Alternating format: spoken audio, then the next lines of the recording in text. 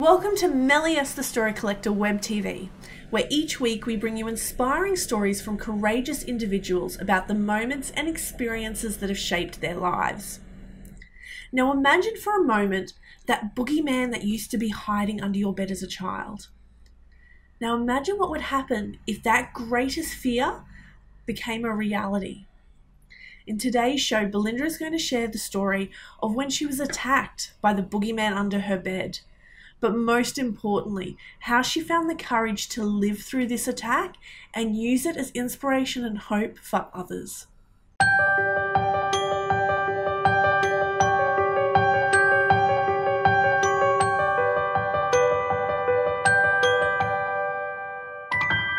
I think this story is quite powerful in understanding trauma from a child's perspective, especially that young teenager's perspective. And this story in particular really cemented a lot of emotions moving forward for me in my life. It happened at a time when, you still expected your parents to be able to protect you. And I guess it was my wake up call into the reality that life isn't always pretty and, that there are dangers out there. And for me, it was in my own home. So, I guess I want to share this story so people can see that it does take courage to move through the steps and the processes that are required to immediately, but that healing does occur. And, even 20 something odd years on, I can still reflect back on that and see the healing that's still occurring from that incident. So what happened? Where did this all start? Well, for me, I was 16 years old, living in Brisbane in Queensland. I was in year 12 and had I was right in the middle of my year 12 exams, QCS as they were called back then. And in the middle of the night, I was attacked in my own home, to put it quite simply. So it was, at the time, I had my entire family were home. This is the most astounding thing about this story. My entire family were home, and my father was one of those that stayed up late watching TV. He wasn't a very good sleeper. And fortunately for me, he mutes ads. He hates ads, the old ads on TV. We don't have them so much now with Netflix, but, that essentially saved my life as a result of him doing that. But while everybody else had gone to bed, I was still up, and I'd gone to have a shower. I'd come back into my room, and I was massive into writing at the time. So I used to write poetry all the time. And in fact, I'd had one published, and I was reading the poetry out loud. I do that all the time just to hear how it sounds and to get different afflictions and make sure that, it all flows well. And these real creepy kind of situations happened, and when you look back, hindsight's a wonderful thing. But I remember I had a double bed at the time with a single mattress underneath it for when friends came to sleep over, etc. And I remember seeing the single mattress kind of popped out beside the side of my bed, not thinking anything of it, pushed it back under with my heels, those sorts of things. And when I fell asleep that night, a few hours later, into the middle of the morning, I guess it would have been early morning, I recall waking to somebody in the room, and that person was on top of me, had their hands over my mouth. This amazing thing, it's not so amazing, this thing happens to the brain where it attempts to protect you. And so unfortunately my memory of the exact incident isn't very specific. I have been told things that I apparently did that I didn't even know I did, such as he was wearing a balaclava and we have struggled and I've ripped that off. He held a knife to my throat. I don't recall there being a knife, but the police even said it's probably a good thing you didn't stop fighting from the knife. We don't know what could have happened. And what actually happened is, in that struggle, as that was going on, my father, who was actually still awake in the lounge room, had muted an ad, and he heard some commotion coming from my room. I was of the age where I had a boyfriend, and his immediate thought was that the boyfriend had snuck in to my room. So he kind of came down to go, what's going on down here? And I remember hearing him yell from the hallway, what's going on? And when he got to my room, he attempted to open the door to come on in, and my door was locked. And that was a real warning bell for him, because we had a rule in our house, no locked doors because of fires, and especially over night time, there's no reason to kind of lock your door. Anyway, without instinctually, I guess, and this is a father's instincts kicking in, he kicked the door down. He literally just, and as he did, he saw a person just go, a bloke take off through my bedroom window. So it was pretty intense. Actually, we look from here on in. I mean, my memory, like I said, your brain goes into immediate lockdown. It just protects you from trauma like that. I have little vivid, flashbacks, and I remember my father saying, "What are you wearing?" and kind of ripping the sheets off me to check what was going on. And then I remember him turning and just running out the back to the back door. He'd actually come down when everybody had gone to bed. Myself, I was the last one to go to bed, and he'd locked the house up. And what we didn't know is that the gentleman that had broken into the house, I wouldn't call him a gentleman, the bastard, mongrel, scoundrel, I don't really know what we can call him, but had actually been planning it. So he'd been watching me for some time. It was pretty, especially, as a 16-year-old, when you think about that, it makes you realize and made me become a lot more aware of my surroundings as well. So there is a learning curve in every incident. But he'd pre-cut the screen in my window some days earlier. But what he didn't know is that we keep a piece of dowel in our window. And so when he'd attempted to come into my window that night, he couldn't get in, and had walked into the backyard, tried the back door, and of course it was unlocked. I mean, most people leave their doors unlocked when they're inside their own house. And he'd just walked in and then hid under my bed and waited for everybody to fall asleep. My father had locked the house up in that time, though, and so when he'd gone to chase him into the backyard, the house was all locked up and he was trying to fumble with locks, and by the time he got into the backyard, the guy had gone up and over the fence and down the street. Fortunately, this guy wasn't too intelligent, and he ran straight home.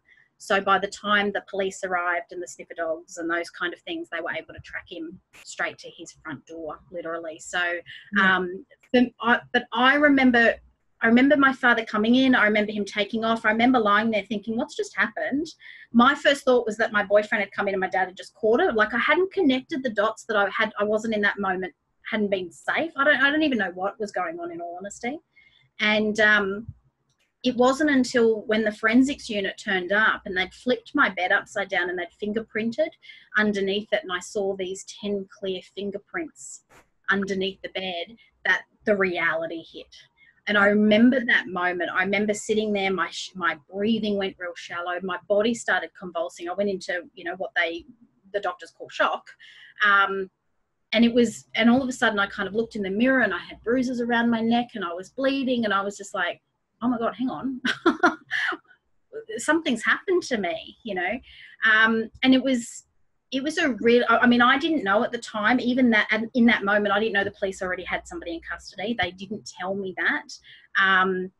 It turns out because he had been watching me for some time, they were quite hesitant to kind of reveal a lot of details to me until they knew the full story, because they didn't know what else we needed to worry about.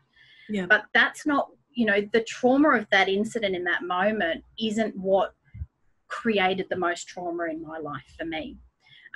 It was the aftermath. It was the after and flow on effect. Yeah. The next day I had a massive maths exam, my year 12 exams for my OP score, and I wanted to get into a pretty impressive university. I wanted to study forensic psychology, so I needed a pretty decent grade.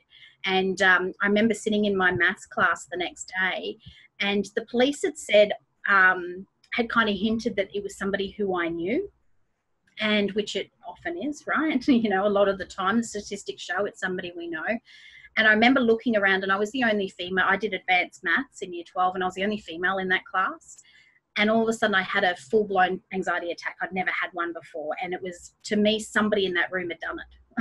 And I went into meltdown mode, and it was, embarrassing, but at the same time, this was real and happening to me. And, the school was amazing. They had a friend come in and actually who was doing a HPE exam at the time, and she sat with me next to me and we did our exams together. So I had sort of another female in the room, and, but the pressure, I mean, I ended up failing that exam miserably. Let's be completely honest. And the university again, Yeah, and these are all the kind of things. The flow-on effect is what's really painful, because even that, you know, I had to then apply to university for a special consideration, and I had to share my story with the university, and I had to give them the police report and all of these kind of things that you just want to start healing immediately, but healing doesn't happen that way, unfortunately. There's this ripple effect that occurs. So I'd love to say this. Sorry. So do you feel that it wasn't the moment itself that you had to find that courage? Because from the sounds of it, you just shut down. You had no idea what was happening. But yeah, I remember even apparently I must have thought it was my boyfriend, you know, because when you're woken up from sleep and you don't know what's happening. And when I found the balaclava, and I don't remember any of this, but there was a balaclava on the ground that I'd ripped off. And I assumed it was my boyfriend's beanie, and I quickly hid it. And I hid it under my pillow. Like, this is what the brain does. It's amazing how it will just go into protection mode. Yeah. And the police found this balaclava and went, "What's this?" And I went, oh no, I guess it was the guy's, you know. And then I had skin underneath my fingernails. Apparently I'd hacked his face, and I didn't even know I'd done that. You know, I had no idea. So your brain, definitely the courage comes after. I mean, especially I had to find the courage to get up the next morning and go to school. I had to find the courage to sit in the classroom and complete that exam. Yeah. I had to find the courage to go to the police station and create, you know, do the police report.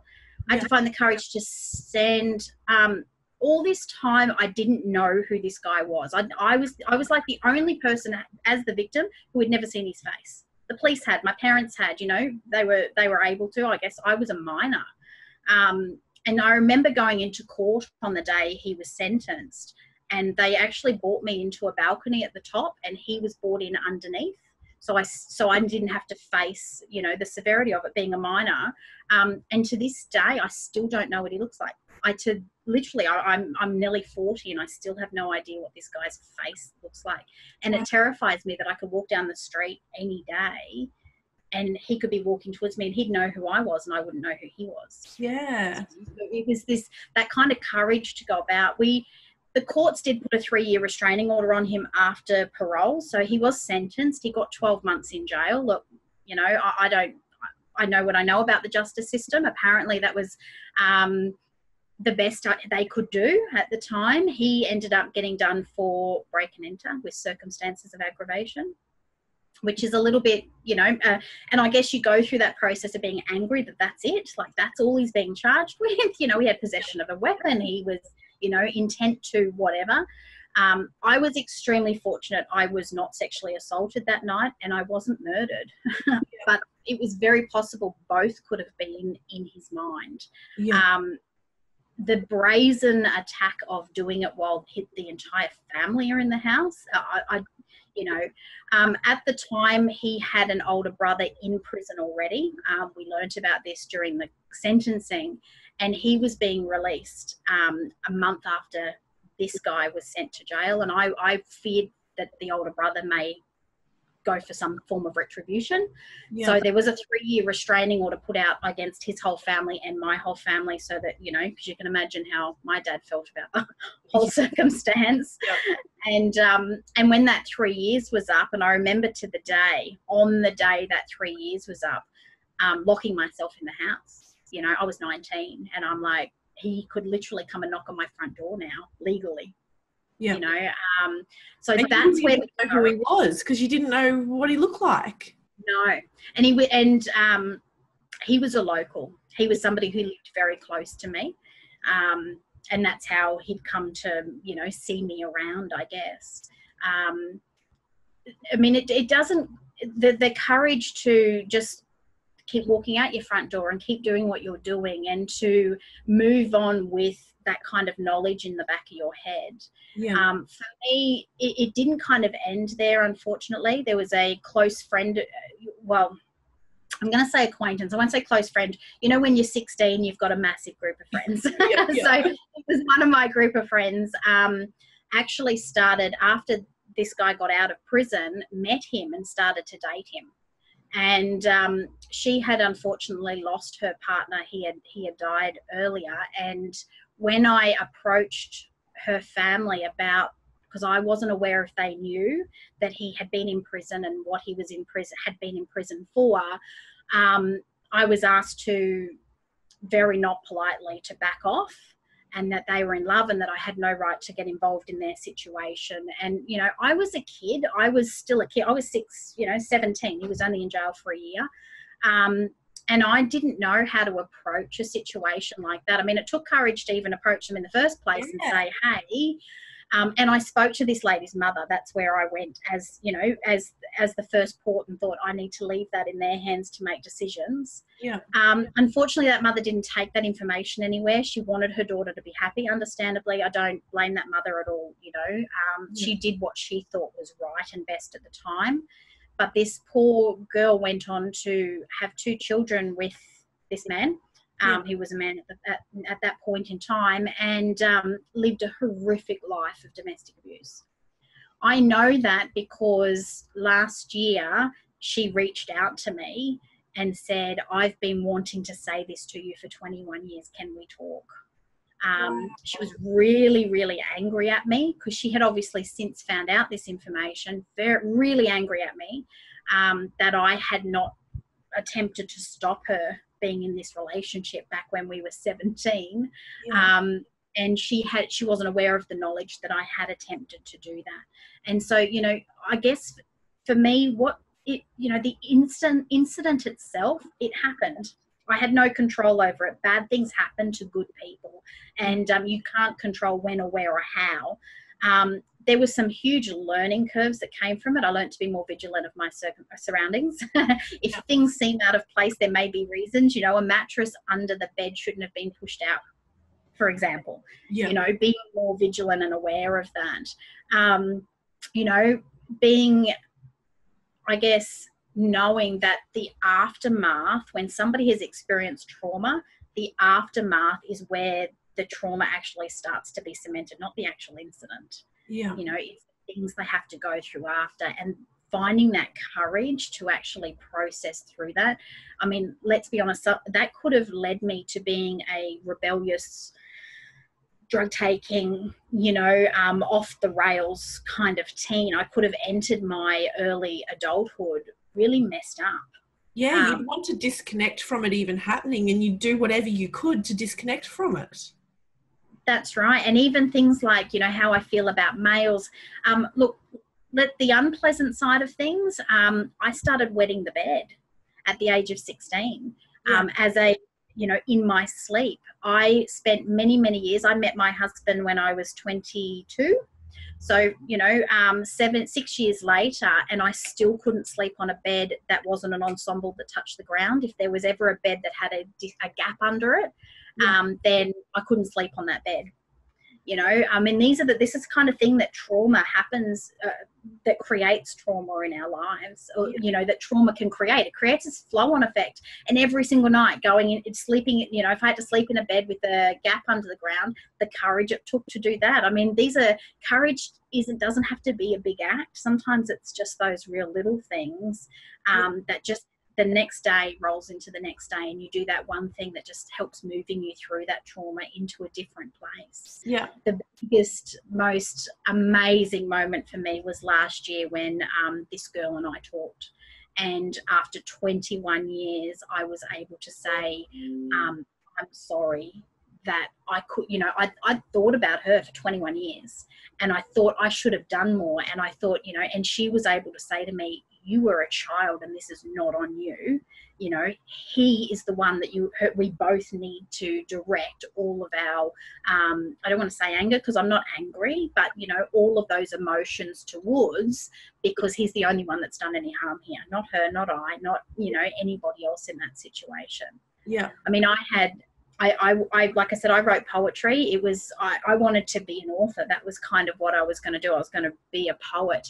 And one of the biggest things in my victim impact statement that was read out aloud in court was, I tore up all my poetry. I tore it all up. I was, because he'd heard it. He'd heard my inner, you know, I was reading it aloud to the room when he was underneath my bed at the time. And I went, much longer. I was going to say about 5 years. It may have even been about 10 years before I could ever write again. you know. And when I wrote that next poem, for, you know, and it was a poem, it was a stanza, it was deep and it was powerful and it was everything that had been built up for 10 years, and it was amazing. And I actually got that piece published, just in an anthology of poems. It was nothing big, but it was massive for me. It was a really, really big moment. I also went on to university and I did a double degree of law and psychology to study forensic psychology. I got in, the university accepted me, as they understood my circumstances. They altered my grades to reflect that, and, you know, life went on. And although it took 21 years for that whole healing cycle to occur, I did heal, but I had to have the courage to get up, to get out of bed, to go and do the maths exam, to face the guy in court. 3 years later, every time there was a knock on the door, to open it, not knowing if it was going to be him, you know. And then when this girl reaches out to me, to have the courage to have that conversation as well. And I'm so glad I did. Yeah, the courage to have that conversation, that in itself is huge, because it's digging everything back up again. Oh, it was, and it was so healing. And it's quite interesting because all these years, I mean, obviously my children, I have 2 children now, and they're not aware of the circumstances. My husband's aware. You know, I still have a thing with having the house locked up even though we're inside. You know, I think that's just something, that's just part and parcel of obviously my experience.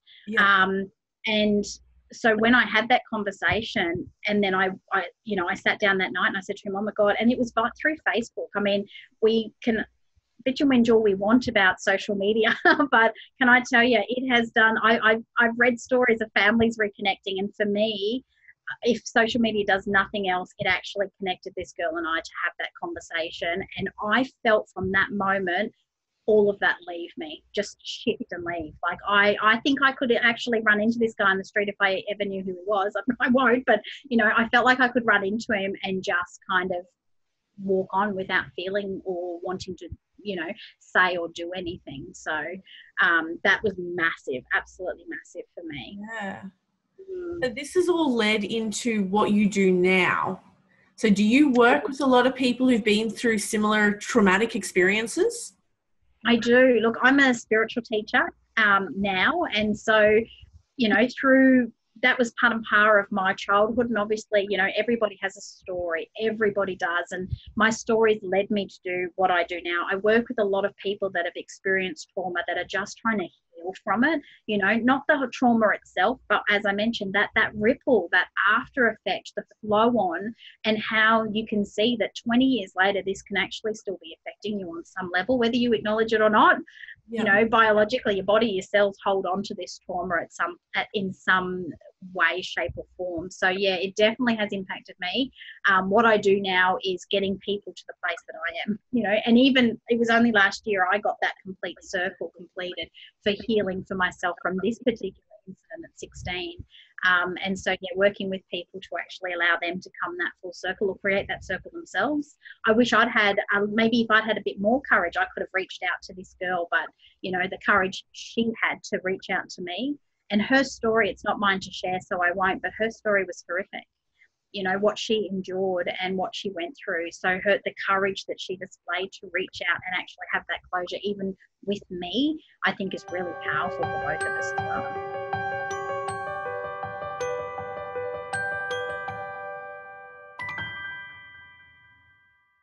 And we're at that point in the show where we get to thank our amazing sponsors. So Belinda has offered for you guys, our amazing viewers, a copy of her free ebook all about your chakras. So obviously, being a healer, she knows about this sort of stuff really, really well.